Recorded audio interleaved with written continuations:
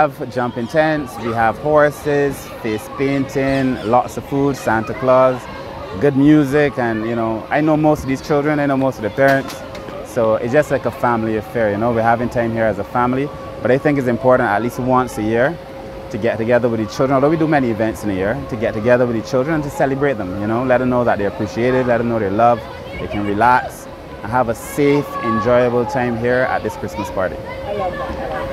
Okay, for this year, I know you have been very busy doing a lot of work with the elderly and stuff like that. I'm very proud of you with that. Thank you. Stuff that you're doing. Thank you. Thank you. What is your major success this year that you have? I think in my ministry, I'm very proud of a number of things we were able to do this year. As you know, we had the Child Protection Bill before Parliament. Even though there was some talk around it, I think the bill is a very good bill. It's a lot better than the patchwork that currently exists, and it is a strong bill that will serve to protect children in this country. That bill is before Select Committee, but I hope by January, truthfully, that we can have it back in the Parliament and pass legislation that can protect children. We were also able this year to settle the elderly policy.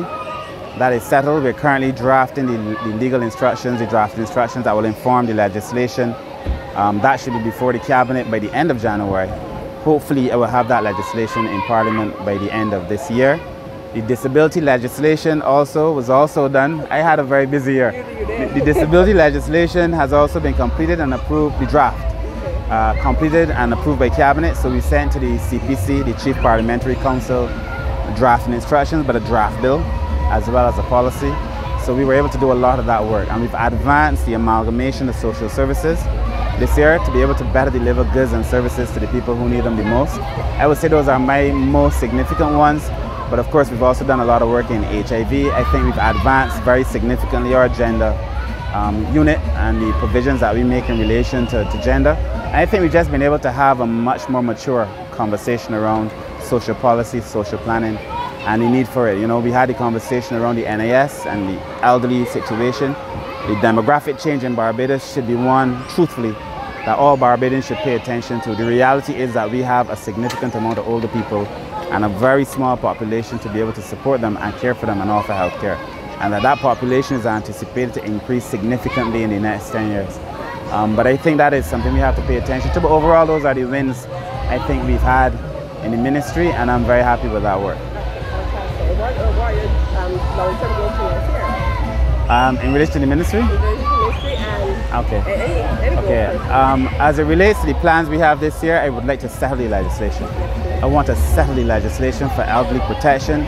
Financial abuse really bothers me, and a number of our older people are being abused. In fact, just last week, this week, today's Saturday. This week, we visited one of our elder care facilities, and a number of older people that came to me and explained to me that they had trusted themselves and their finances to somebody, and that they can't hear them anymore, they don't call them, they can't get anything, is alarming. So we have, as I said, we have the draft instructions. Hopefully we can settle that. This year we can settle the Child Protection Bills. We've done a lot of work. So this year is about bringing to fruition all the work, the background work, the pillar work, you know, to see all that work pass, to be able to amalgamate the social services sector. And I think to generally begin to engage Barbadians in a much larger conversation about social policy and the vision that I have not only for policy but for wider Barbados. You know, I think I want to thank the Prime Minister, of course, because I'm a very lucky minister responsible for social. It's clear that my budget is bigger than any other budget. My budget is way bigger than any other budget in the social services history. And I've been able to get a lot of support from the Prime Minister, so I want to be able to thank her. And of course, I would hope that that continues over the next few years. In my constituency, there are a number of things I want to be able to achieve though. I would like to see, of course, many people are concerned about the conditions of our roads. I know that the Honourable Deputy Prime Minister is working on addressing a number of those roads. I would like to settle that. I would like to be able to construct a facility, a community centre of sorts in Villa Road. I do not have a facility in Graydon Sealy. I have a very small one in Bayville. And so I would like to put together a community centre so the children can have fun. And then there is a gully on Beckles Road, right off of Beckles Road and on Old Quarry, where it's a Garfield place, so sobers played cricket. So that gully is still there. I would like to clean that out and make it like a small mini stadium. I know a mini stadium. We've been talking a lot about having mini stadium across Barbados. That would be the first one. A nice mini stadium in St. Michael's South. After Sir Garfield Stowe was where he learned to play cricket. You know, that would be amazing.